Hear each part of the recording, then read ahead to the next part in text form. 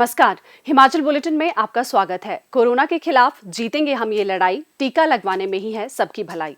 18 वर्ष से अधिक आयु के व्यक्ति टीकाकरण के लिए पंजीकरण करवाएं।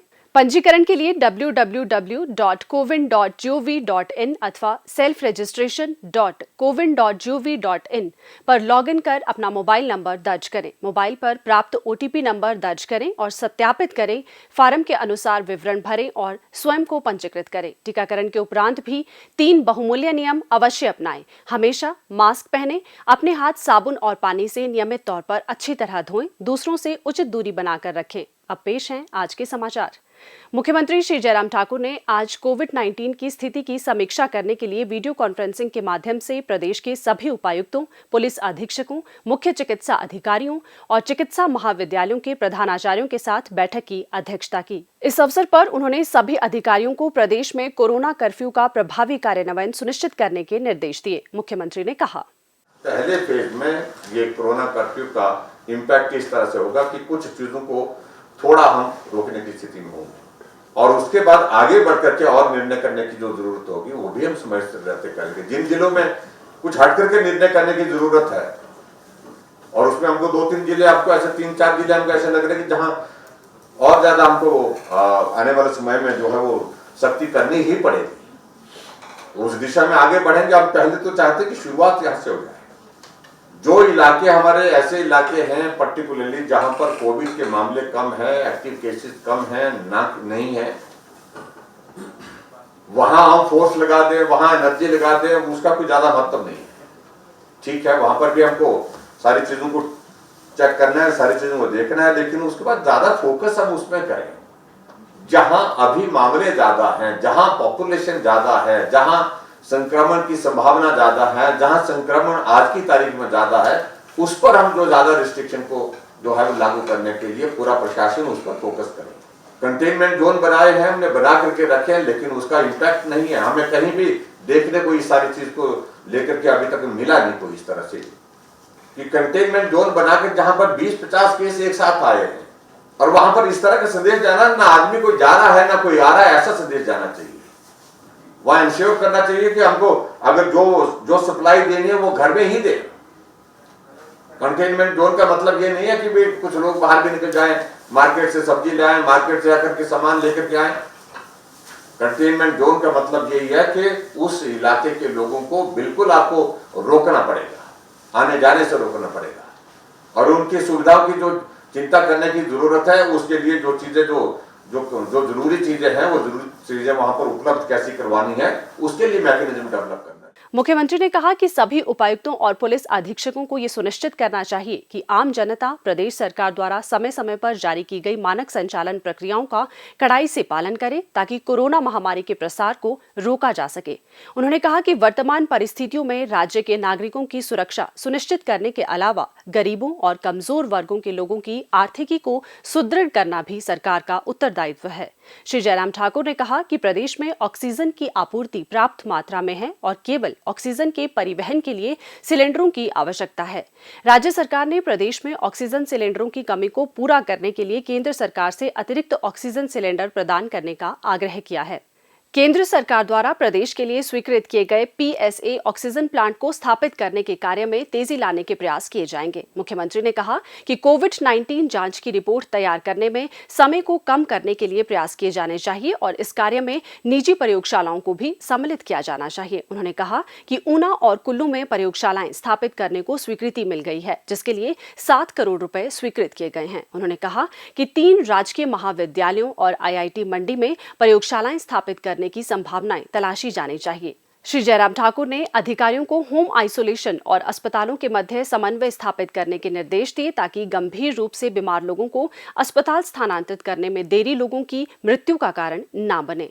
उन्होंने स्वास्थ्य विभाग को कोरोना कर्फ्यू के दौरान ऑक्सीजन, PPE किट्स, दवाइयों और अन्य आवश्यक वस्तुओं की सुचारू आपूर्ति सुनिश्चित करने के निर्देश दिए। मुख्यमंत्री ने कहा कि सभी उपायुक्त संबंधित जिलों में बिस्तरों की क्षमता को बढ़ाने के अलावा कोविड जांच में भी तेजी लाना सुनिश्चित करें। अस्थायी अस्पतालों के संचालन के लिए आउटसोर्स और युक्तिकरण के आधार पर पर्याप्त श्रम शक्ति उपलब्ध की जानी चाहिए। उन्होंने महामारी के दौरान ऑक्सीजन और अन्य साधनों का उचित उपयोग करने को कहा। मुख्यमंत्री श्री जयराम ठाकुर ने आज शिमला में पत्रकारों से अनौपचारिक बातचीत करते हुए कहा, लॉकडाउन एक ऑप्शन हमारे सामने निश्चित रूप से था, लेकिन उसके साथ में हमने इस बात को अनुभव किया कि लॉकडाउन के कारण बहुत बड़ा आर्थिक दृष्टि से भी ऐसे वर्ग को नुकसान होता है जो सुबह से शाम तक कमा करके लाता है और परिवार को खिलाता है। उस दृष्टि से जीवन भी चलना चाहिए और कोविड भी रुकना चाहिए। इसके लिए क्या तरीका निकल सकता है, उसका रास्ता निकालने के लिए प्रयत्न किया गया है। और मैं समझता हूं कि उनको इस बात को समझना चाहिए, एक्सपेरिमेंट वाली कोई बात नहीं है। अगर हिमाचल प्रदेश में पिछली बार जब कोविड का संकट आया था, जब इस प्रकार की पाबंदियां, इस प्रकार की सख्तियां हमने लागू की थी प्रदेश में, उसका असर हुआ था हिमाचल में। और फरवरी के महीने में हिमाचल प्रदेश में मात्र 200 एक्टिव केस रह गए थे। ऐसी सिचुएशन में जब पूरे देश भर में कोविड चल रहा है और बहुत तेज़ी से फैल रहा है, बहुत तेज़ी से लोगों की दुखद मृत्यु हो रही है, ऐसे शब्दों का चयन उनको नहीं करना चाहिए। उनके पास कोई अगर बेहतरीन फार्मूला है तो बताएं, हम उसमें भी, हमें कोई आपत्ति नहीं है। कोई भी हमको सुझाव देंगे, हम उसको ग्रहण करने के लिए तैयार हैं। उनको इस बात को समझना चाहिए, उनकी ही पार्टी का नेतृत्व जो लंबे समय तक हमारे साथ डिस्कशन में कल पार्टिसिपेट था और चर्चा करने के बाद हम उस दिशा में जब आगे बढ़े हैं और उनकी ही पार्टी के अध्यक्ष इस बात को कहें कि ये एक्सपेरिमेंट वाली, तो ये राजनीतिक भाषा जो है ऐसे संकट के क्षण में जो है वो उचित नहीं। मुख्यमंत्री श्री जयराम ठाकुर ने प्रदेशवासियों से कोरोना संक्रमण को फैलने से रोकने के लिए अपना सहयोग प्रदान करने की अपील की है। नमस्कार प्यारे प्रदेशवासियों, प्रदेश में कोरोना के बढ़ते हुए मामलों को ध्यान में रखते हुए हिमाचल प्रदेश सरकार को आप सबकी सुरक्षा के लिए और कोविड के संक्रमण को रोकने के लिए कोरोना कर्फ्यू को लागू करना पड़ रहा है। यह कोरोना कर्फ्यू कल से लागू होगा। कोरोना के कारण बनी हुई स्थिति से हम सब लोग चिंतित हैं।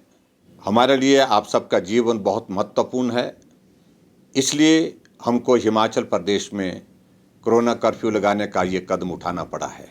हिमाचल प्रदेश सरकार हर संभव प्रयत्न कर रही है कि संकट के समय में हम हर संभव मदद आप सबकी कर सके।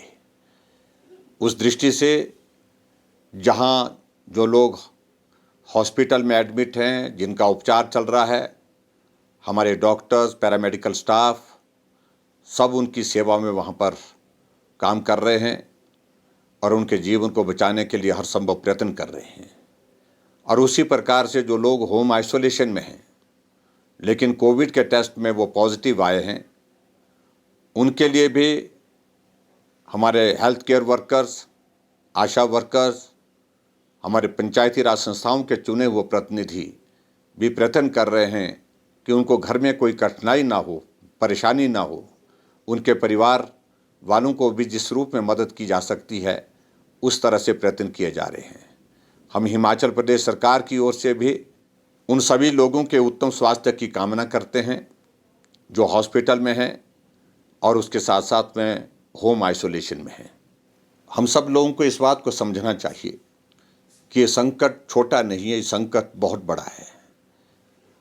और इस संकट के क्षण में सरकार अपना दायित्व का निर्वहन कर रही है, लेकिन उसके साथ साथ में इस देश के और इस प्रदेश के नागरिक होने के नाते हम भी जिम्मेवारी के साथ काम करें, यह मेरा आप सबसे विनम्र निवेदन है।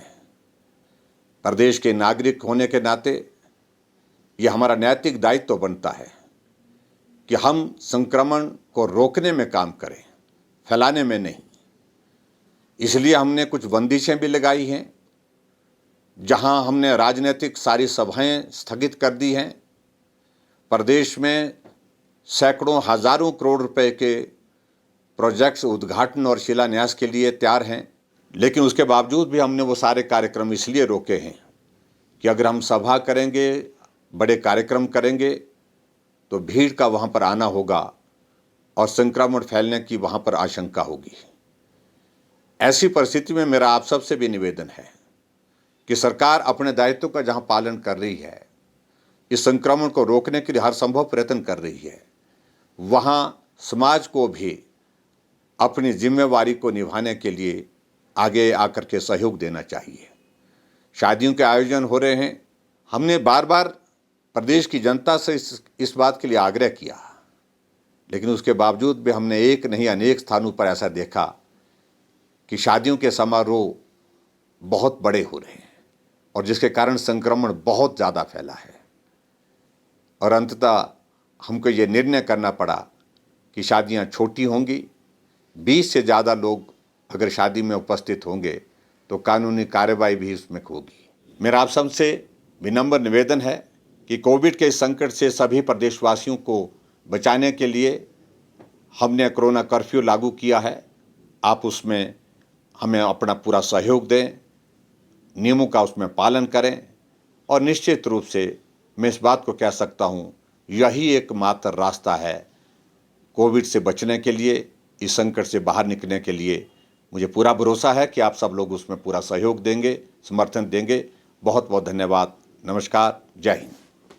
आपदा की इस घड़ी में प्रदेश में राज्य सरकार ने जनमानस की तत्काल मदद की दृष्टि से अहम फैसला लेते हुए कोविड-19 के लिए समर्पित हेल्पलाइन की शुरुआत की है। मुख्यमंत्री श्री जयराम ठाकुर ने आज शिमला में मुख्यमंत्री सेवा संकल्प हेल्पलाइन 1100 के तहत कोविड-19 से संबद्ध विभिन्न समस्याओं के समाधान के लिए कोविड-19 हेल्पलाइन का शुभारंभ किया।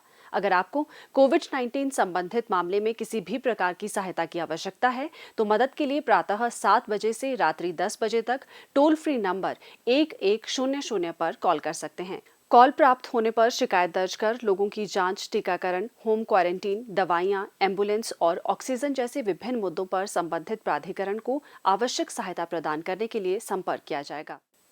अब लेते हैं एक ब्रेक और सुनते हैं ये संदेश। अरे भाई साहब, बिना मास्क लगाए कहाँ जा रहे हो? बाजार जा रहा हूँ सामान लेने। उसके लिए मास्क की क्या जरूरत है? अरे भाई, आपको मालूम नहीं है कोरोना कितना फैला हुआ है? अपना नहीं तो कम से कम अपने परिवार का तो ख्याल रखिए। ये लो, लगा लिया मास्क। ऐसे नहीं, ऐसे मास्क लगाने का कोई फायदा नहीं है। अपने नाक और मुंह को अच्छी तरह से ढको। हाँ, बिल्कुल ऐसे। आप जानते हैं ना कि कोरोना की दूसरी लहर कितनी खतरनाक है, तो ऐसे में आपका मास्क और भी सुरक्षित होना चाहिए। हाँ।